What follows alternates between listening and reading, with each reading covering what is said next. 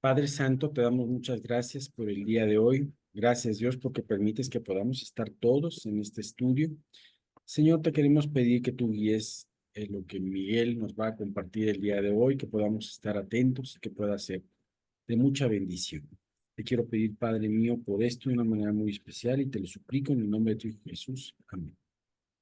Amén. Bien, pues estábamos nosotros viendo la misericordia de Dios, pero dentro del entorno de la ira de Dios. O sea, recordemos que así como Dios es amor, pues Él también aborrece el pecado y Él tiene ira. Entonces, Dios tiene la mejor disposición para revelar el plan o el evangelio a las personas, pero eh, su ira solo se aplaca cuando una persona se convierte y la sangre de Cristo es aplicada en su persona como sustituto. Y entonces ya todo quedó pagado. Entonces, muchas veces las personas se concentran mucho en que principalmente en el Antiguo Testamento es donde se manifiesta la ira de Dios. Pero nosotros vemos que también las Escrituras nos enseñan que esta ira es muy difícil comprenderla porque, por un lado, muchas personas piensan o dicen, bueno, Dios es tan bueno que al final de cuentas va a perdonar a todos. Y Dios no es capaz de mandar al infierno si es que existe o niegan el infierno, etcétera. Pero para nosotros es muy importante tomar conciencia de lo que Dios dice en su palabra para que podamos entender esos dos aspectos de Dios. Recuerden ustedes que muchos años estuvimos nosotros estudiando los atributos de Dios y así como Dios es amor, Dios también es un juez justo. Entonces, por ejemplo, el Salmo 90:11 dice, ¿quién podrá conocer el poder de tu ira y tu indignación según debe ser temido? ¿Quién va a poder? Recuerden ustedes, y después de este capítulo, eh, o dos después, vamos a ver una, una, un sermón de un predicador llamado Martin Lloyd Jones, muchos lo deben de conocer. Y este hombre hablaba en sus sermones precisamente del pecado principalmente. Entonces, algo muy importante que tenemos que entender es que para que ocurra un verdadero arrepentimiento en las personas, tiene que haber una convicción producto del pecado. Entonces, muchos falsos creyentes, muchos falsos predicadores, minimizan mucho la cuestión del pecado y no generan una convicción que lleva al arrepentimiento. Para nosotros, y según este estudio que estamos viendo de la verdad acerca del hombre, es muy importante comprender precisamente que hay un pago por el pecado y que ese pago es ineludible a toda la raza humana a menos que ponga su fe en el Mesías Salvador. Entonces, nosotros vemos que la ira de Dios no está limitada, como les decía hace un momento, al Antiguo Testamento, sino que también en el Nuevo Testamento se nos enseñan varios pasajes que hablan de su ira. Por ejemplo, Romanos 1:18, porque la ira de Dios se revela desde el cielo contra toda impiedad e injusticia de los hombres que detienen con injusticia la verdad. Ahí está. La ira de Dios se revela desde el cielo. Luego en Romanos 2:5 y 6 nos dice, pero por la dureza de tu corazón no arrepentido, atesoras para ti mismo ira para el día de la ira y de la revelación del justo juicio de Dios, el cual pagará a cada uno conforme a sus obras. Entonces nosotros vemos que la ira de Dios se revela desde donde Él está y su juicio va a ser justo el día que Él la haga. En Efesios 2:3 dice, entre los cuales también todos nosotros en otro tiempo vivimos en los deseos de nuestro corazón y de nuestra carne, haciendo la voluntad de la carne y de los pensamientos, y éramos por naturaleza hijos de ira, lo mismo que todos los demás. Entonces, toda la humanidad está, digamos, condenada a un juicio y Dios tiene un tiempo el cual va a aplicar el juicio, que es el juicio del gran trono blanco, donde cada persona va a comparecer ante el tribunal de Cristo y ¿quiénes van a ser los únicos que van a ser librados de ese juicio? Aquellos cuya sangre perdón, cuyos pecados fueron cubiertos por la sangre de Cristo.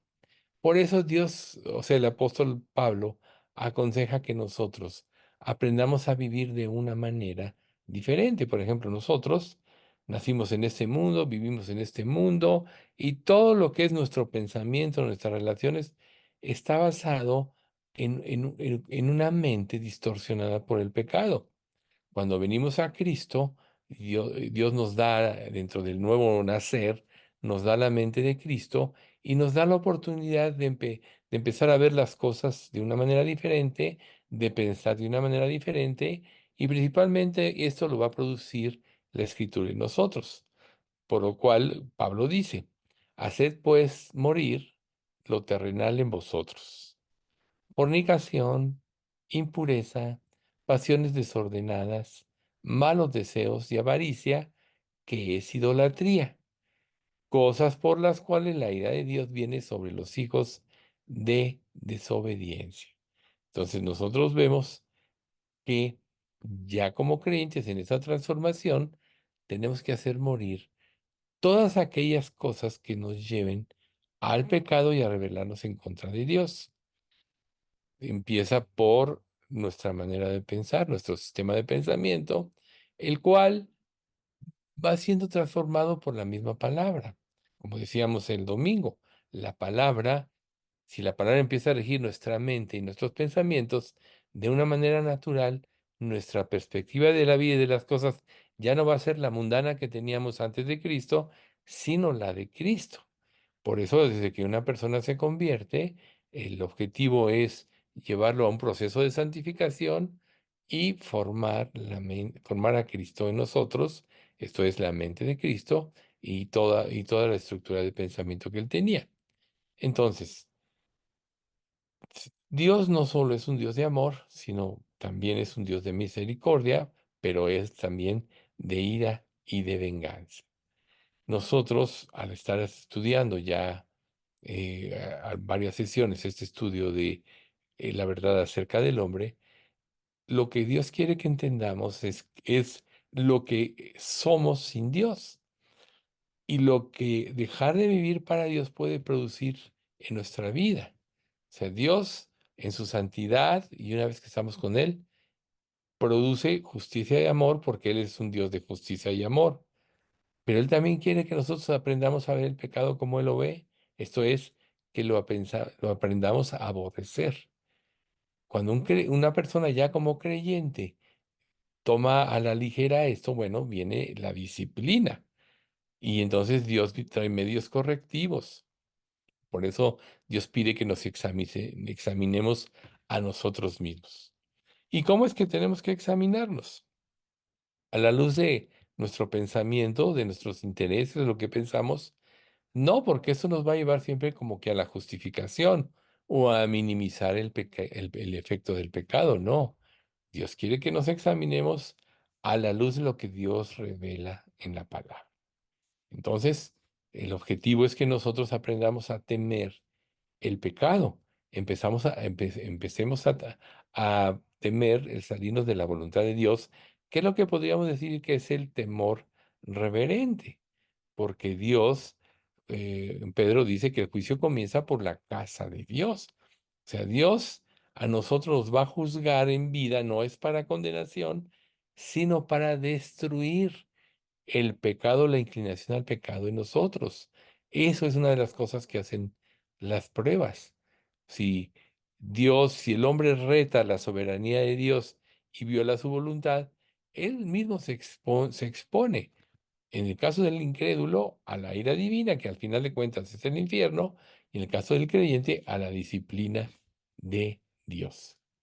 Entonces, si muchas personas incrédulas conocieran de una manera más profunda las consecuencias del pecado, de alguna manera lo temerían.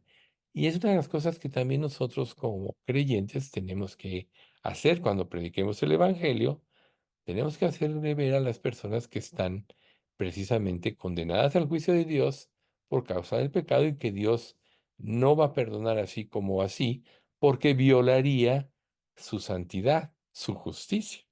Por eso es que tuvo que tener un pago la justicia en Jesucristo para poder justificarnos. Entonces, dice en el Salmo 90, 11 y 12, ¿quién conoce el poder de tu ira y tu indignación según debe ser temido? Enséñanos de tal modo a contar nuestros días que traigamos al corazón sabiduría. Muchos de nosotros tenemos en mente el versículo 12. Enséñanos a contar nuestros días. Si nosotros evaluamos nuestra vida a la luz de la eternidad, nos vamos a dar cuenta que el tiempo que Dios decida que vivamos en este mundo es un tiempo muy corto para honrarlo y glorificarlo, para dar testimonio de Él. A veces nosotros nos afanamos en muchas cosas y perdemos de visión esto, pero una vez que nosotros nos convertimos a Cristo, la gratitud debe de inclinarnos o debe de conducirnos a servirle a Él.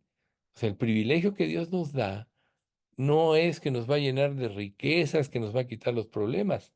El privilegio es que que nos concede es dar a conocer el nombre de Cristo.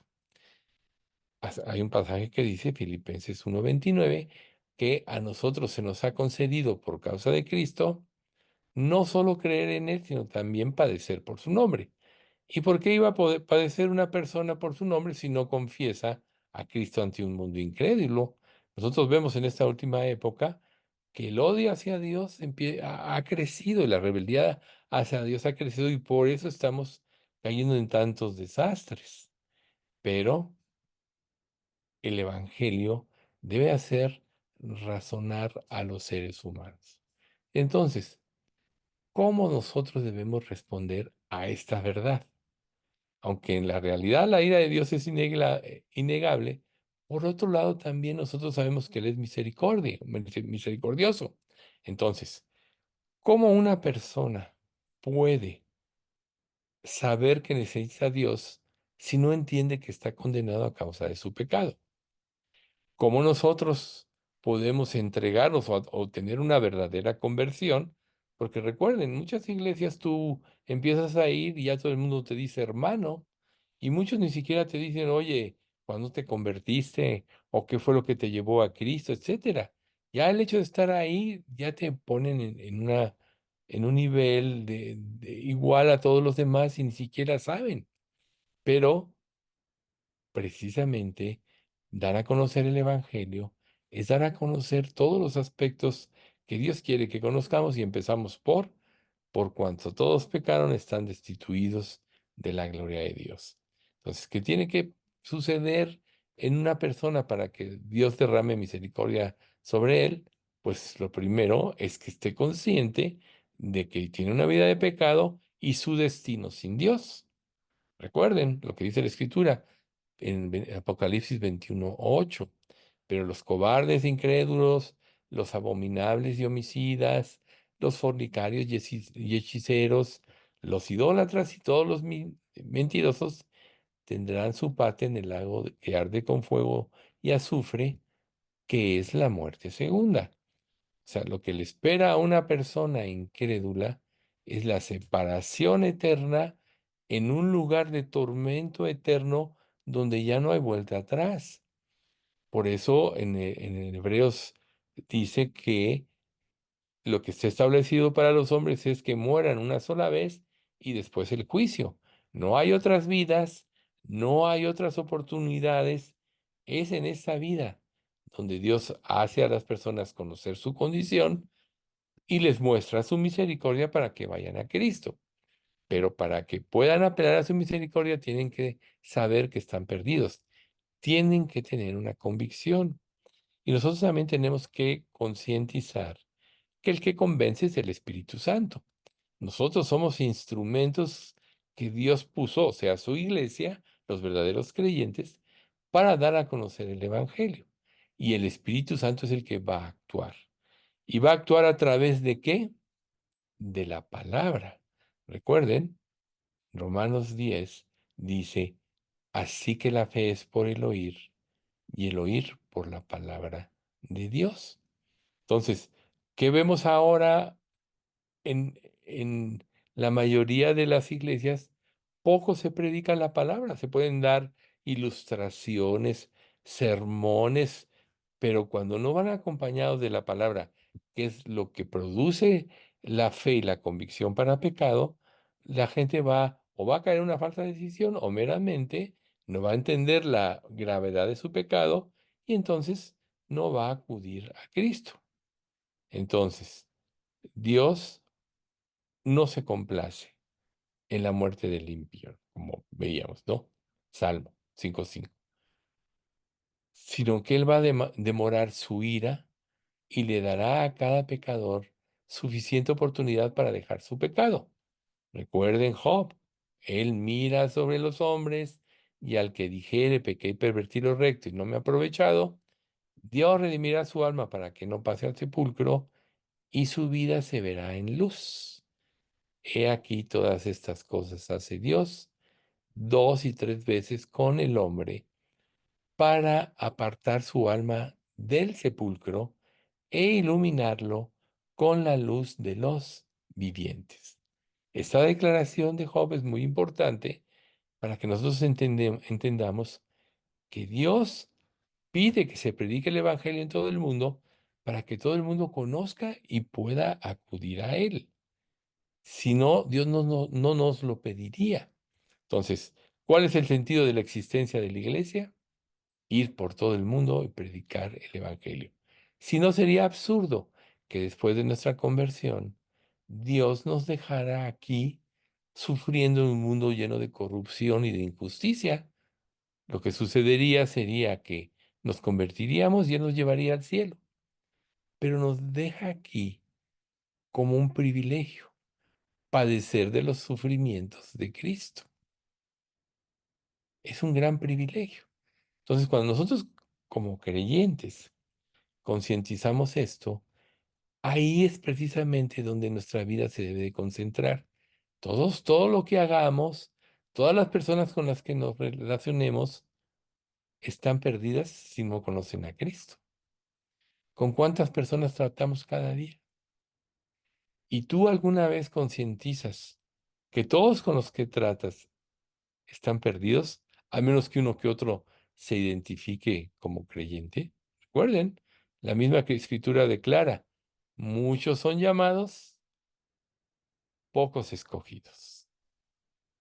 ¿Ven ustedes? O sea, o sea, son pocos los que se van a salvar, pero Dios quiere que todo el mundo escuche y para eso dejó a su iglesia. Y entonces cuando una persona toma conciencia de que es pecador, Dios le va a dar la oportunidad de dejar atrás el pecado y si dispone su corazón, si le cree a Dios, si él reverencia su palabra, Dios le va a conceder el don del arrepentimiento y de la fe. Siempre primero va a ser el arrepentimiento y luego la fe. ¿Por qué? Porque mientras no hay arrepentimiento, nuestro orgullo, nuestra mala conciencia nos va a impedir creer. Por eso es primero siempre el arrepentimiento. Entonces, vamos a ver algunos pasajes que nos van a ilustrar de la ira y la misericordia de Dios. Y pasando Jehová por delante de él, proclamó de Moisés, Jehová, Jehová, fuerte, misericordioso y piadoso, tardo para la ira y grande en misericordia y verdad, que guarda misericordia a millares, que perdona la iniquidad, la rebelión y el pecado, y que de ningún modo tendrá por inocente al malvado, que visita la iniquidad de los padres sobre los hijos y sobre los hijos de los hijos hasta la tercera y cuarta generación. Entonces, en este pasaje de Éxodo 34, 6, 7, Dios nos está mostrando parte de lo que Él es, misericordioso y piadoso. Que si Él no ha traído un juicio, o sea, tardo para la ira, es porque quiere que la gente se arrepienta, es porque quiere que la gente acuda a Él. Pero no tendrá por inocente al culpable, porque si no, violaría su santidad, violaría sus atributos y ya no podría ser un Dios perfecto. Nahum 1:3 dice, Jehová es tardo para la ira y grande en misericordia y en poder, y no tendrá por inocente al culpable.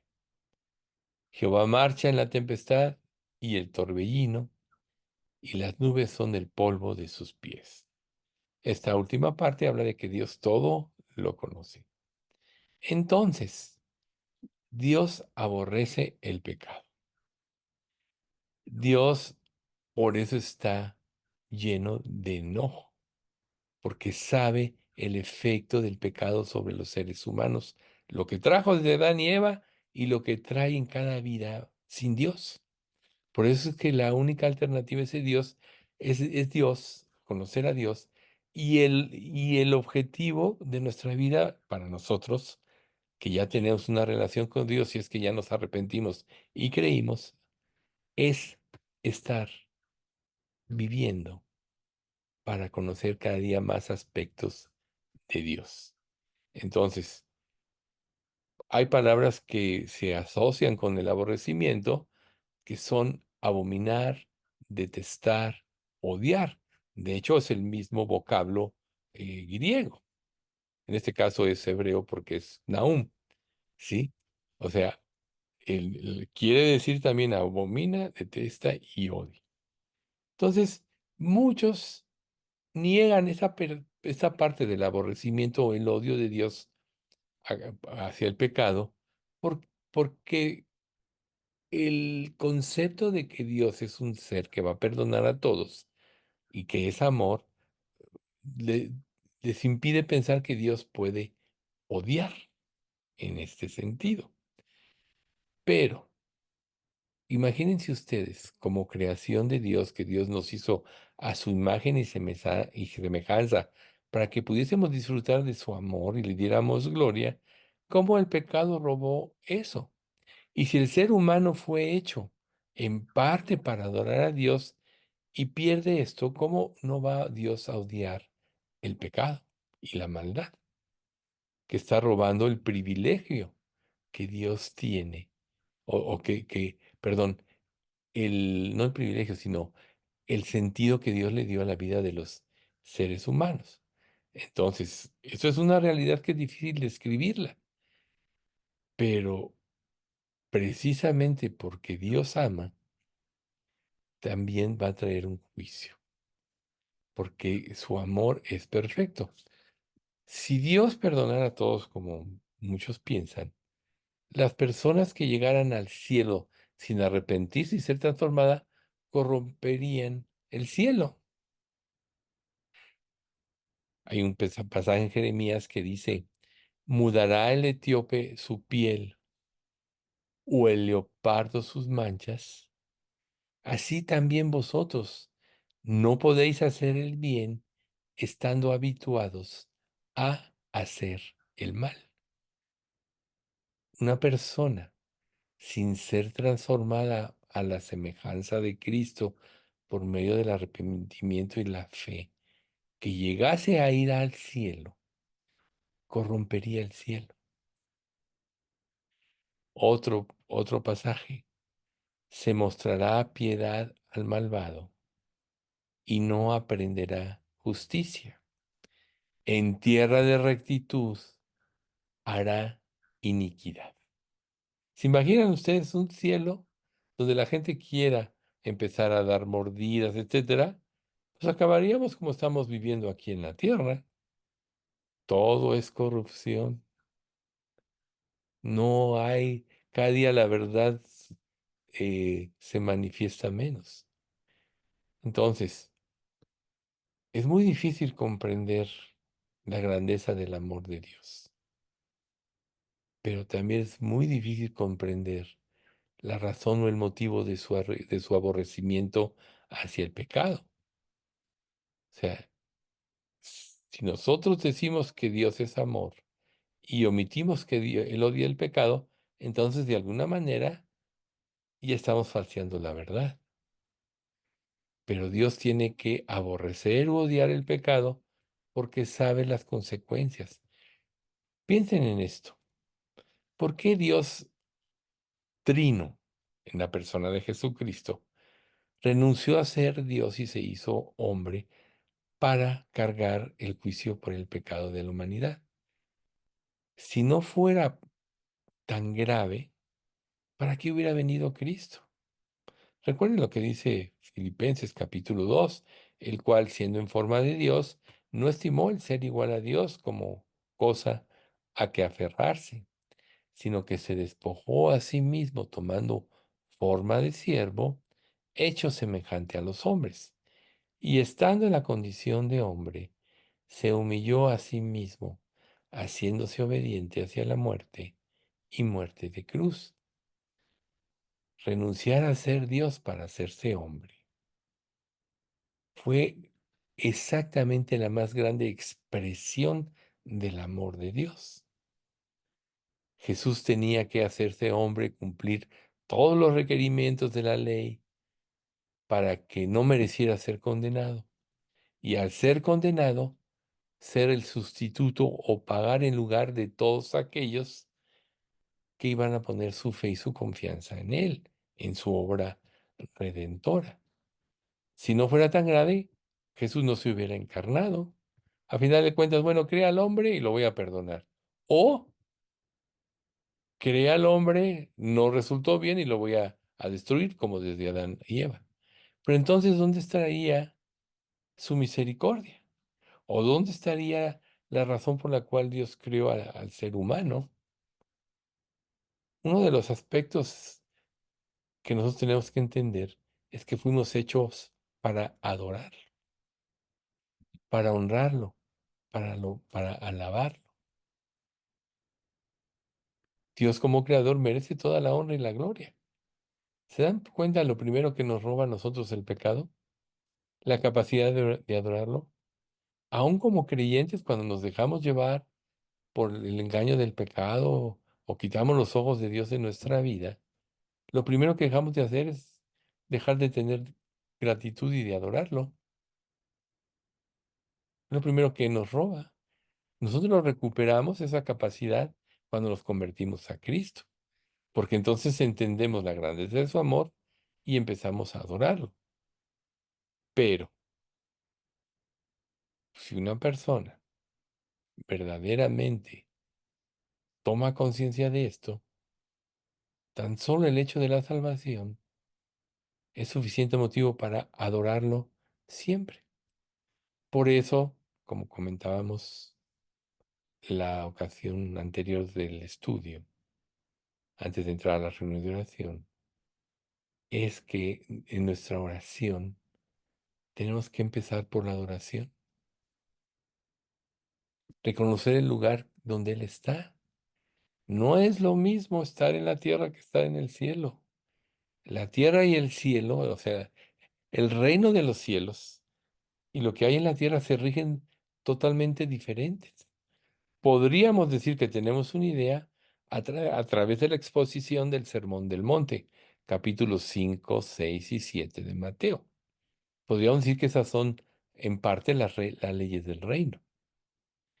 Pero si nosotros perdemos esta cuestión de adorarle o no lo adoramos, quiere decir que no hemos entendido ni la grandeza de Dios, ni quién es Él, por un lado, ni por otro lado, la grandeza de su sacrificio.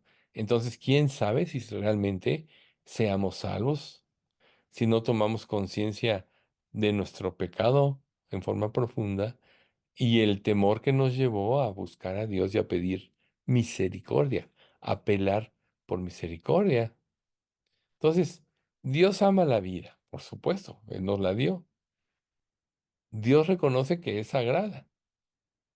¿Ustedes creen que Dios no aprecia a los niños? ¿No dijo Jesús, no, de los niños es el reino de los cielos? Entonces, toda persona, por ejemplo, verdadero creyente, no debe aborrecer el aborto, sin embargo, vemos que en muchas iglesias cristianas lo están permitiendo. Obviamente falsas, porque no se dan cuenta de lo que significa la vida. Una madre que aborta pone un sello que nunca va a quitarse de ella, a menos que se arrepiente y cree en Cristo. Nunca va a estar en paz, nunca lo va a olvidar, va a ser algo que la va a perseguir. Bueno, así de grave es el pecado. Es muy difícil, mejor dicho, es imposible salirse de la mala conciencia que nos permite amar, pero que nos impide amar, que nos impide reconocer a Dios, que nos impide obedecer, porque cada pecado produce más mala conciencia. Nadie puede ser feliz aunque tenga todo el dinero del mundo, todo el prestigio del mundo, todos los bienes, todas las posesiones. Nadie puede ser feliz a menos que venga Cristo y le limpie la conciencia. Venid a mí todos los que estáis trabajados y cargados, y yo os haré descansar. Cuando nos convertimos, Dios nos perdona y la mala conciencia se elimina. Eso no quiere decir que no te vas a acordar de hechos pecaminosos que tuviste en tu vida. Claro que sí, pero siempre va a interponerse, decir, ya Dios me perdonó. Cuando una persona no entiende la gravedad de su pecado y no se arrepiente correctamente, ¿cómo va a apropiar el perdón? Piénsenlo. Ese es el objetivo de este estudio, que entendamos la gravedad del pecado, que entendamos lo que somos como seres humanos para que esto nos lleve a amar la santidad, amar la gratitud. ¿Ustedes creen que alguien puede amar más que Dios? Dios, que es perfecto, ama con la más grande intensidad respecto a todo lo recto y lo bueno. Por tanto, Él tiene que aborrecer con igual intensidad todo lo perverso y lo malvado. Tiene lógica, ¿no? Así es la intensidad de Dios. Entonces, imagínense ustedes, para nosotros como creyentes, cuando verdaderamente tomamos conciencia de la magnitud de nuestro pecado y nos arrepentimos, ¿cómo podemos apropiar el amor de Dios? Pero si no nos arrepentimos, bueno, o sea, la ira de Dios estará sobre todos aquellos. Y recuerden, esa fue la causa por la que Jesús vino, para dar misericordia. Y obviamente, el aborrecimiento de Dios está dirigido hacia quienes practican el pecado. Por eso dice, Dios está irado contra el impío todos los días. Pero ¿qué pasa cuando nosotros nos arrepentimos y empezamos una vida de santidad? Si pecamos, ya con el perdón de Dios y el Espíritu Santo va a generar una convicción más fuerte que cuando no conocíamos a Dios. Y siempre esta convicción nos va a llevar al arrepentimiento. Si no, no existiría Juan 1:9. Si confesamos nuestros pecados, Él es fiel y justo para perdonar nuestros pecados y limpiarnos de toda maldad. Ese es para los creyentes, ¿sí? Obviamente en la conversión tiene que haber un acto de contrición y fe, pero vamos a ver más adelante, y esto es principalmente el estudio del domingo, que todos los hombres somos, los creyentes, somos santos y somos pecadores, porque pecamos cada día. Entonces, ¿cómo puede ser eso? Bueno, la santidad, por eso Dios empieza a trabajar desde nuestra conversión en ella. ¿Cómo? Haciéndonos ver la maldad del pecado, a través de la prueba, a través de la convicción que levanta la palabra, a través de la sana doctrina de una exposición de la palabra de Dios. Si no estamos conscientes de de la maldad del pecado, entonces ¿por qué nos tendríamos que arrepentir? Tomen ustedes en cuenta esto así como ejemplo. Por ejemplo, las mentiritas. Las mentiritas muchas veces pueden ser un recurso que te ayudan a salir de un problema, a salir de una equivocación, a justificar algún pecadito, etcétera. Pero Dios no dice en su palabra, no mentirás grandes mentiras, sí puedes decir pequeñas mentiras. Dios dice, no mentirás. Entonces, tan grave es, por ejemplo, un comentario deshonesto como el más grande o como la más grande mentira, porque entra dentro de el encuadro de la mentira. Entonces, si Dios dice no mentirás, quiere decir que desde las pequeñas mentiritas o mentiras piadosas, tenemos que tener la convicción de reconocerlas y arrepentirnos. Por eso es que cada día tenemos que arrepentirnos. Un creyente se arrepintió para salvación y se sigue arrepintiendo. Un verdadero creyente creyó para vida eterna y tiene que vivir por fe. Hasta lo dice un pasaje en Romanos, porque en el Evangelio la justicia de Dios se revela por fe y para fe, mas como está escrito, el justo por su fe vivirá. O sea, el justo es el que ya fue justificado, por fe vivirá. ¿Ven ustedes? Entonces, siempre vamos a tener que estar arrepintiendo, pero siempre vamos a tener que estar escudriñando para ver el pecado escondido que no detectamos. A veces, o sea, el otro día estaba oyendo yo que tenemos que tener mucho cuidado con el lenguaje de personas que son de otros países de habla hispana, porque las palabras que para nosotros pueden no ser malas palabras, para ellos sí, o viceversa. Entonces podemos nosotros, aún inconscientemente, estar teniendo un lenguaje altisonante y pensar que no es malo, cuando la Escritura declara, ninguna palabra corrompida salga de vuestra boca, sino la que sea buena, necesaria para la edificación, a fin de dar gracia a los oyentes. O sea, ninguna palabra corrompida. O sea, si es la más pequeña grosería o cosas así, ¿no? O sea, no salga nada de vuestra boca. Entonces tú puedes decir, bueno, es que yo así hablo. Así, desde que nací, si es una palabra corrompida, y dice la Biblia que no. Así una vez yo estaba empezando a discipular a una persona y empezó a decir groserías. Y yo la verdad no le entendí qué estaba diciendo, pues, hasta después me cayó el 20, pero decía, ¿qué? ¿Qué? Pero ese qué produjo en él una convicción que ya no dijo más groserías, cuando menos estando aquí conmigo.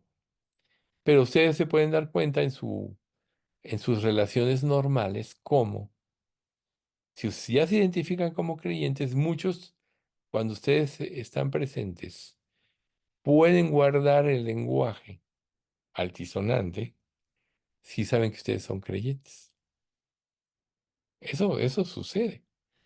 Pero si no hay una convicción, si no hay una diferencia entre alguien que se dice creyente y cómo vive el mundo, entonces no les va a importar. Pero ahí debemos preocuparnos. Es obvio que el trato eh, con personas que no son conocidas, que no tienen un trato cotidiano, pues uno puede solo no hacer caso de eso y contestar correctamente si estás en un diálogo. Pero muchas personas hablan con groserías del, del- en su forma cotidiana de hablar. Y tú no te vas a poner, no digas groserías, no. tú no debes de participar. Y cuando te identificas con Cristo, entonces van a saber y se van a identificar. Pero bueno, estamos hablando precisamente de cómo los pequeños pecados, a veces muchas cosas de ellas, de esos no detectamos porque fueron parte de nuestra vida sin Dios. Pero qué nos ayuda a detectarlos, a que tomemos conciencia de la gravedad del pecado? Las Escrituras. Por eso es tan importante el estar leyendo y meditando la palabra de Dios. Y no nada más eso, sino aplicándola. Toda revelación de que Dios te da o todo concepto que Dios te hace entender espiritualmente es para que lo sigas. Si no lo sigues, la convicción se vela, y no vas a cambiar. Por eso Jesús dijo, no todo el que me dice Señor, Señor, entrará en el reino de los cielos, sino el que hace la voluntad de mi Padre que está en los cielos. Entonces, ¿por qué me llamáis Señor, Señor, y no hacéis lo que yo os digo? También decía Jesús. Entonces tenemos que tener esta convicción. Y esta va a venir de lo que estamos estudiando. Dios aborrece el pecado. Dios aborrece la maldad. Dios aborrece la mentira. Y todo eso lleva a la gente incrédula al infierno. Pero ¿qué pasa si un creyente vive en esto? Un verdadero creyente, pues va a ser disciplinado. Muchas de las pruebas que experimentamos es porque estamos ciegos a áreas de nuestra vida de pecado que no vemos, que de alguna manera, por falta de profundizar en la palabra, no discernimos. Entonces Dios tiene que traer situaciones un poco más extremas que nos ayuden a discernirlo. ¿Por qué? ¿Por qué vienen las pruebas? En parte, precisamente, porque cuando viene una prueba, quiere decir que tú ya no estás caminando en los caminos de Dios. Y si no estás caminando en los caminos de Dios es porque se levantó de alguna manera tu orgullo en algo que no quisiste reconocer o aceptar de lo que Dios te declaró en su palabra. Por ejemplo, una persona mentirosa, un creyente que no ha dejado la mentira.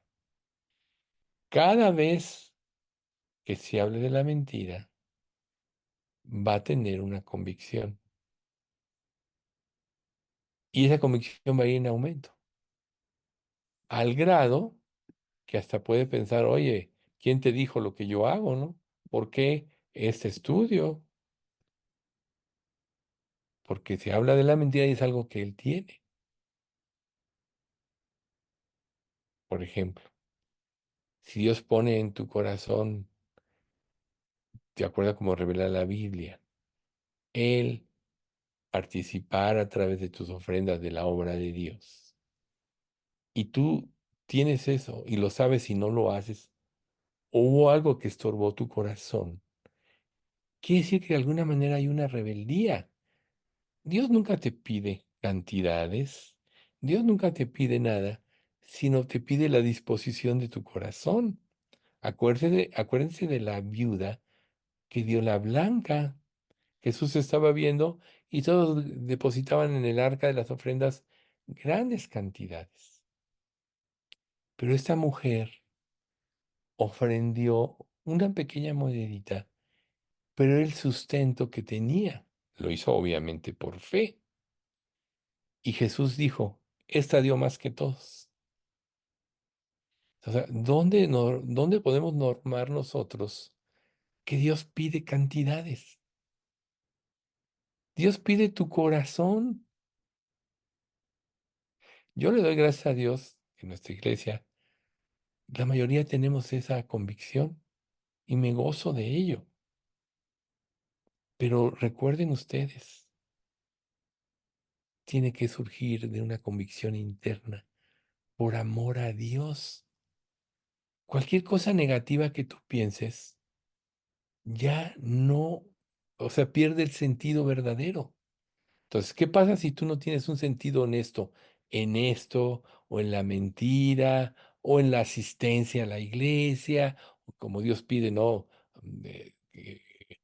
que no dejemos de congregarnos tanto más cuando veamos que aquel día se acerca, es el fin de los tiempos? O sea, todo ese tipo de cosas que podemos hacer y no cumplimos porque no hay la suficiente convicción o algo nos está destruyendo, Dios dice, cualquiera que sabe hacer lo bueno y no lo hace, le es pecado. ¿Cómo pensarías tú de este pasaje? Dios en la palabra nos está mostrando lo bueno. O sea, recuerden cuando una persona se acerca a Jesús y le dice, Maestro bueno, ¿por qué me llamas bueno? Solo hay uno bueno, Dios. Y claro que Jesús era bueno, era Dios, hecho hombre, ¿verdad? Pero él quiso ejemplificar que solo hay uno bueno, Dios. Por tanto, todo lo que nazca de nuestro corazón hacia Dios, hacia el servicio, hacia la asistencia, hacia testificar, hacia ayudar a otros, tenemos que cumplirlo porque amamos a Dios. Imagínate que ves, por ejemplo, a una persona padeciendo o expone alguna situación en su vida y tú puedes ayudarla, y está en tu mano ayudar y no lo haces. Nadie se enteró, nadie supo, pero el Espíritu Santo te lo hizo ver y no lo haces.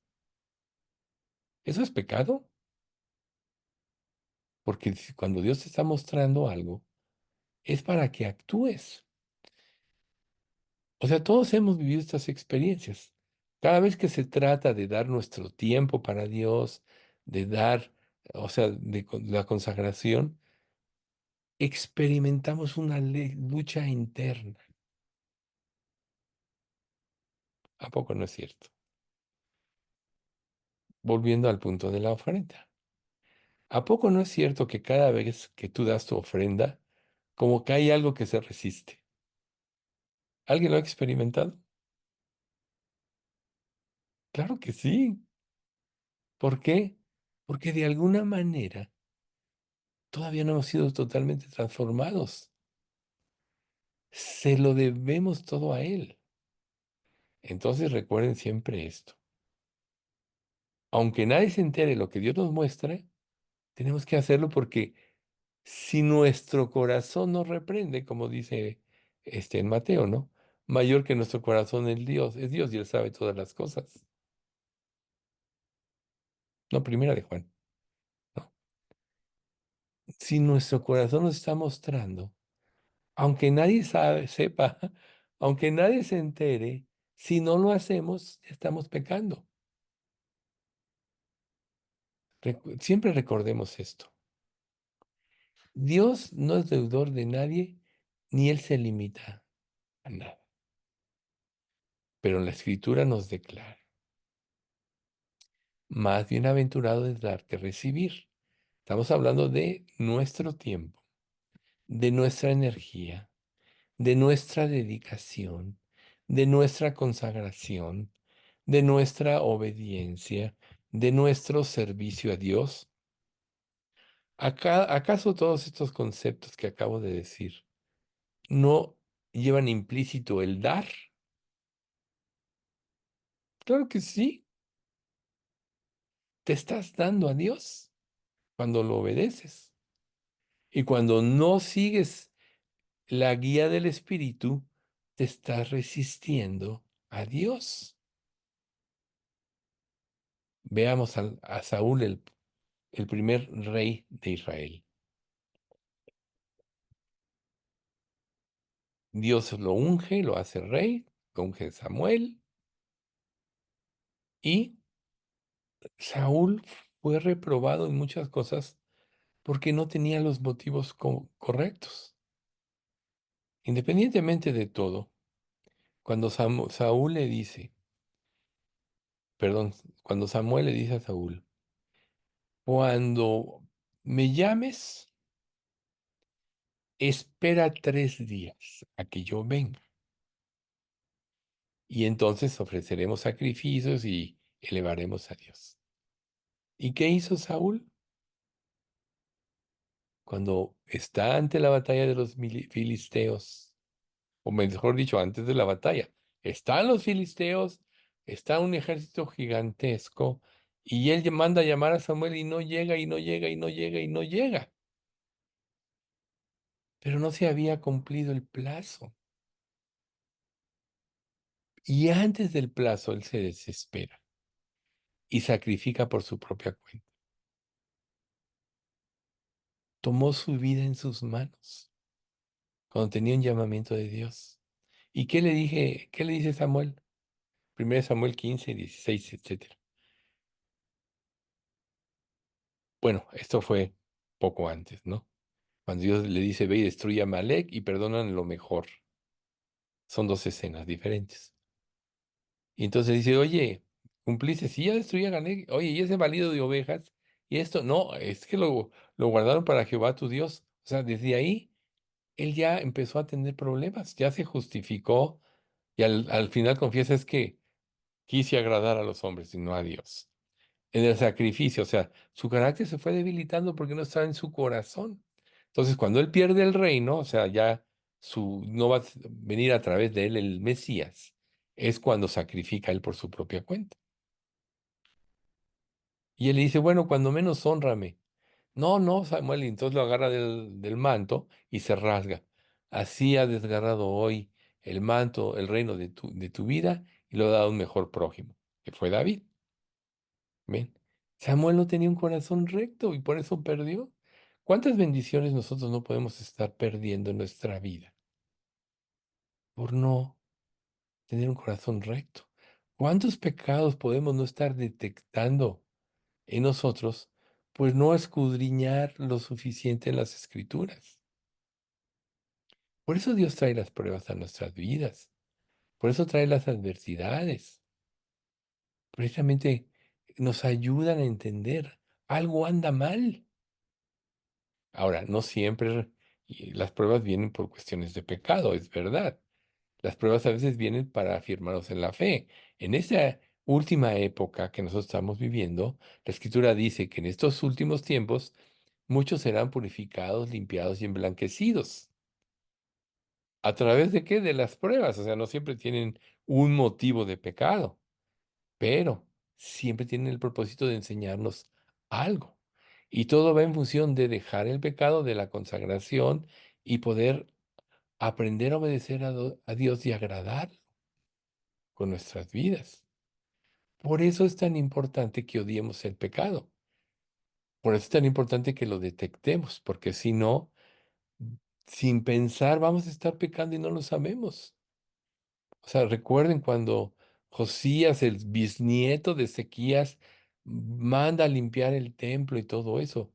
Y hasta dice la escritura, el hallazgo del libro de la ley como título de ese capítulo, ¿no?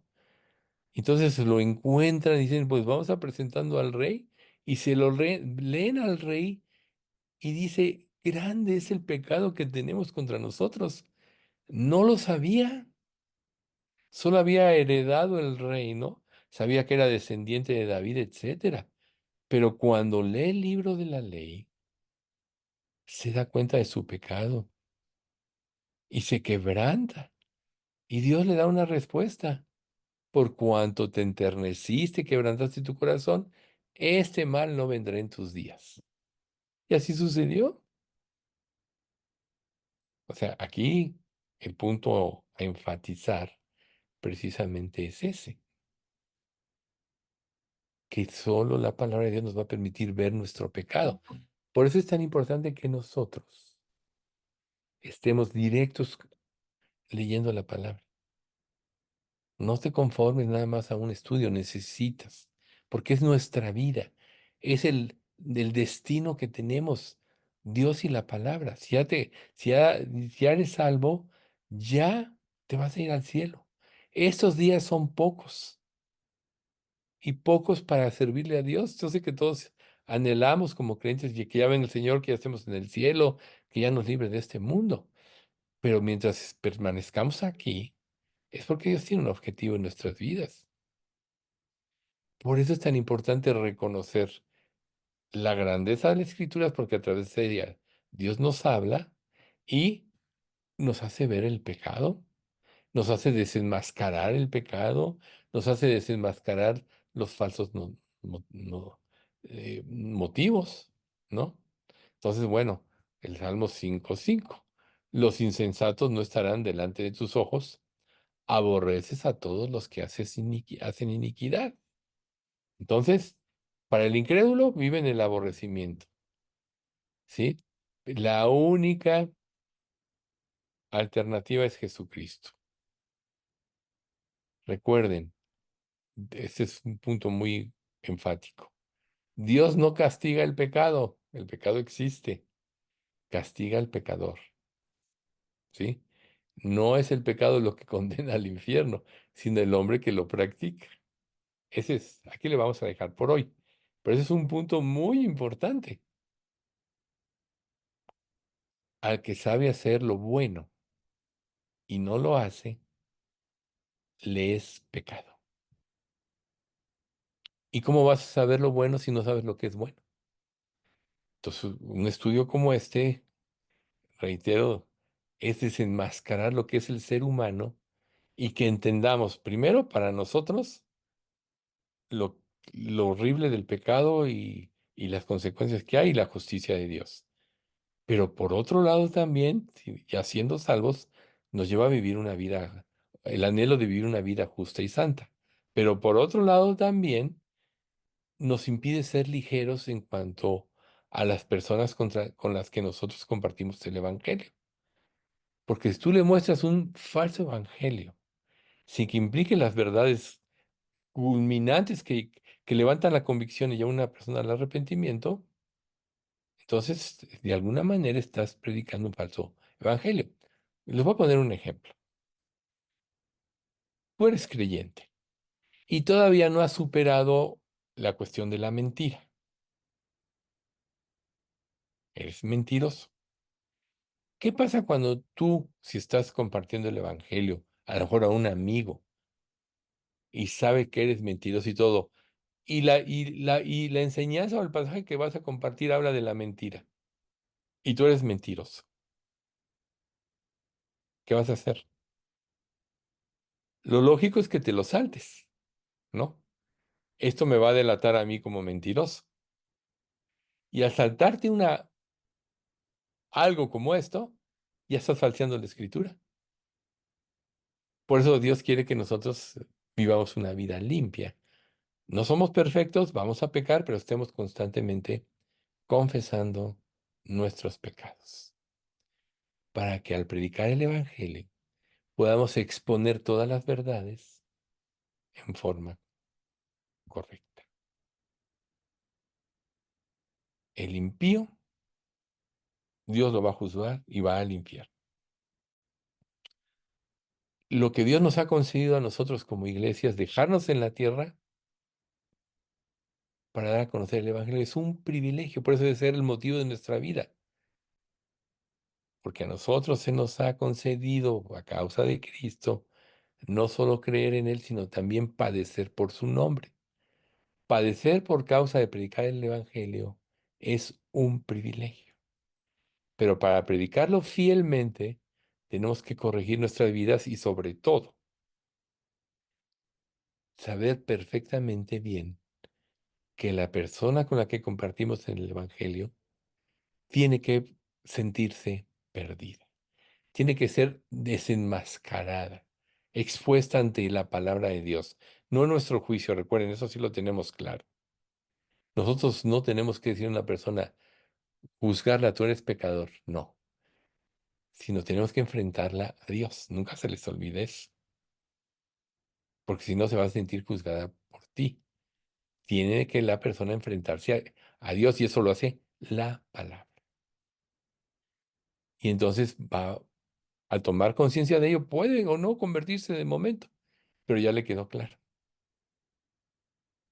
Imagínate que tú falsees el evangelio que no expongan las verdades tal como son, y entonces una persona no pueda tener la convicción. Te voy a decir un último pasaje para que medites en él. Ezequiel 3:18. Cuando yo dijere al impío, de cierto morirás, y tú no le amonestares ni le hablares, a fin de que el impío sea apercibido de su mal camino, para que el impío sea apercibido de su mal camino, a fin de que viva, el impío morirá por su maldad, pero su sangre demandaré de tu mano. Fíjate bien, ahí está. Pero si tú le dices la verdad, más adelante dice, entonces, si él no hace caso, morirá por su maldad, pero tú habrás librado tu alma. Por eso, o sea, uno de los problemas de este siglo, de esta época que estamos viviendo, es que tal bombardeo de falsas ideas y de muchas cosas que nos distraen, nos privan de pensar en esto. Si una vez que yo me convertí en la tierra, Dios me dejó aquí para que yo fuese un testigo fiel de Jesús, ese debe de ser el objetivo de mi vida. Eso debe ser mis pensamientos. Esto debemos tener en mente en cuanto a nuestra relación con los demás. Pedirle a Dios que nos abra puertas Él, porque Él es el que las abre, pero si tienes la mente clara en esto, vas a poder aprovechar las oportunidades. Pero si estás distraída en muchas cosas, vas a dejar pasar las oportunidades porque no las vas a discernir. Todas las personas tienen problemas. Una de las últimas veces que Dios me permitió testificar a una persona hace una semana más o menos, es que esta persona me empezó a decir parte de su vida. A veces Dios da gracia y la gente empieza a confiarte cosas. Entonces me explicó una serie de cosas. Y eso me dio oportunidad de decirle, de empezar a hablarle de Cristo. Y entonces cualquier conversación que tienes, cualquier cosa con el carnicero, digo, ya no vamos tanto así como, como el tiempo de la carnicería, ¿no? Pero con las personas con las que tratamos, a veces hay palabritas claves que te dan oportunidad, a veces nada más de sembrar, decir una cosita, pero recuerden, la misma palabra dice, un poquito aquí, otro poquito allá, ¿no? Hasta que caigan de espaldas. A veces es una siembra aquí, otra allá, y de repente Dios te abre la gran puerta. O a veces Dios en esa persona está sembrando y otro tiene esta gran puerta. Pero tenemos que estar al pendiente porque es el objetivo de nuestra vida. Entonces, recapitulando y redocumentando, tienes que tener una vida limpia para que puedas discernir la voluntad de Dios.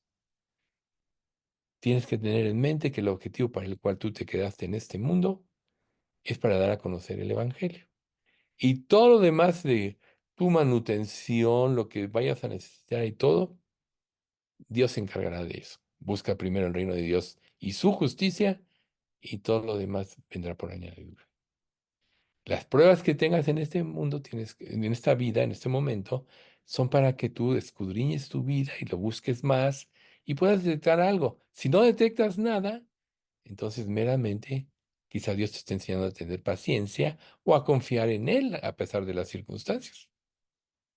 Pero tienes que buscar, tienes que escudriñar. Entonces, bueno, quédense con esto. Ya seguiremos hablando acerca de la justicia de Dios la próxima vez. Vamos a dar gracias. Padre, te queremos agradecer mucho por este estudio, gracias por estas verdades reveladas. Sabemos, Padre, que tu Espíritu Santo es el que nos enseña y es tu palabra la que trae la convicción para nosotros. Enséñanos, Señor, a tener una relación libre y abierta contigo en cuanto a lo que somos. Y esto también nos permitirá tener una relación libre y abierta con los demás. Sabemos que tú produces el querer como el hacer en nosotros, así que te pedimos que produzcas en nosotros la vida que tú quieres que llevemos, que nos fortalezcas con el poder de tu Santo Espíritu para que podamos en su fuerza vencer el pecado, y que tengamos en mente que lo más glorioso y grandioso que podemos hacer en esta vida es cumplir tu voluntad y entender el motivo por el cual nos dejaste en este mundo. Te damos gracias por nuestra iglesia, Señor. Te damos gracias porque ya estamos en el 16º año o 7º año de, de que estamos aquí. Síguela bendiciendo, síguela manteniendo en la sana doctrina, ilumínanos a todos para vivir para ti y sobre todo, Señor, a los que exponemos la palabra, danos toda la gracia y esa vida de santidad que tú requieres para que lo podamos hacer fielmente. Señor, danos salud, ayuda a todos los que estamos con padecimientos a sobrellevarlos, a ser sanados de acuerdo a tu voluntad, pero lo más importante, forma a Cristo en nosotros. Que tu Espíritu reine en el corazón de cada uno de nosotros. Te pedimos todo esto en nombre de Cristo Jesús. Amén.